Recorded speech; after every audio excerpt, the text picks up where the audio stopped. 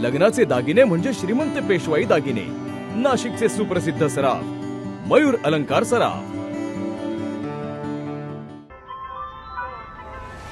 ताज्या बातम्यांसाठी नाशिक न्यूजच्या YouTube चॅनलला सबस्क्राईब करा आणि बेल आयकॉनला प्रेस करा।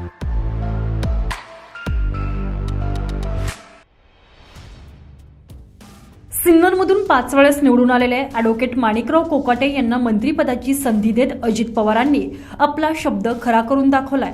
निवडून दिल्यास मंत्रिपदी स्थान देऊ ही उपमुख्यमंत्री अजित पवार यांनी निवडणूक प्रचार सभेत दिलेला शब्द खरा केलेला आहे।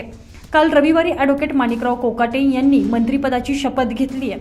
माणिकराव कोकाटे यांच्या रूपानं सिन्नरला दुसऱ्यांदा मंत्रिपदाचा मान मिळालेला आहे।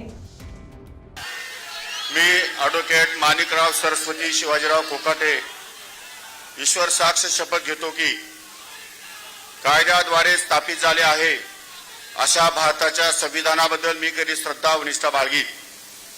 मी भारताची सार्वभौमता व एकात्मता उन्नत राखीन।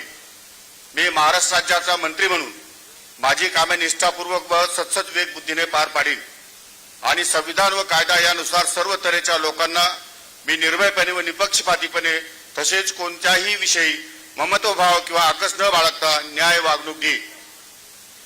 मी ॲडव्होकेट माणिकराव सरस्वती शिवाजीराव कोकाटे ईश्वर साक्ष शपथ घेतो की महाराष्ट्र राज्याचा मंत्री म्हणून माझ्या विचारार्थ आणली जाईल किंवा मला ज्ञात होईल अशी कोणतीही बाब असा मंत्री म्हणून माझी कामे यथायोग्य पार पाडण्यासाठी आवश्यक असेल ते खेरीज करून एरवी मी कोणत्याही व्यक्तीला किंवा व्यक्तींना प्रत्यक्षपणे व अप्रत्यक्षपणे कळवणार नाही किंवा त्यांच्याकडे उघड करणार नाही।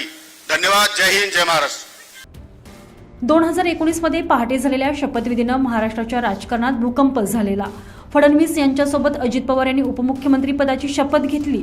त्यावेळी सिन्नरचे आमदार माणिकराव कोकाटे पहाटेच त्यांच्यासोबत उपस्थित होते। राजकीय वर्तुळात पहाटेच कामाला लागण्यासाठी अजितदादा परिचित आहे, तर उशिरा म्हणजे सकाळी 11 वाजता दिवस सुरू होतो अशी माणिकराव कोकाटे यांची ओळख आहे।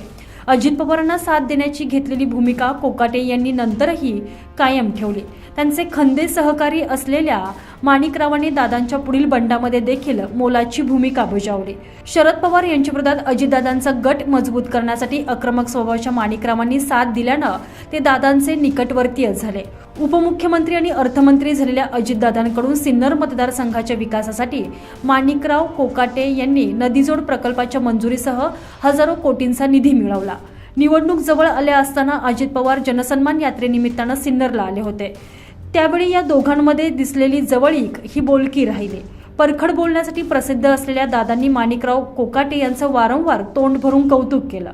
निवडणुकीच्या प्रचार सभेसाठी पुन्हा अजित पवार सिन्नरमध्ये आलेले होते। त्यावेळी त्यांनी बारामती आणि सिन्नरमध्ये कोण जास्त मताधिक्य घेतो याचं आव्हान दिलं आणि माणिकरावांना मंत्री करण्याचा शब्दही दिला। तेव्हापासून माणिकराव समर्थकांच्या मंत्रिपदाच्या आशा या दुणावल्या होत्या। पहाटेच्या शपथविधीपासून सुरू झालेला अजित पवार आणि कोकाटे यांच्या राजकीय जवळीकीचे वर्तुळ 5व्यांदा आमदार झालेल्या कोकाटे यांना मिळालेल्या मंत्रिपदाच्या संधीनं पूर्ण झालेला आहे। माणिकराव कोकाटे यांची मंत्रिपदी वर्णी लागल्यानंतर खुंटलेल्या औद्योगिक विकासाचा मार्गही आता मोकळा होण्याची आशा सिन्नरवासियांना आहे।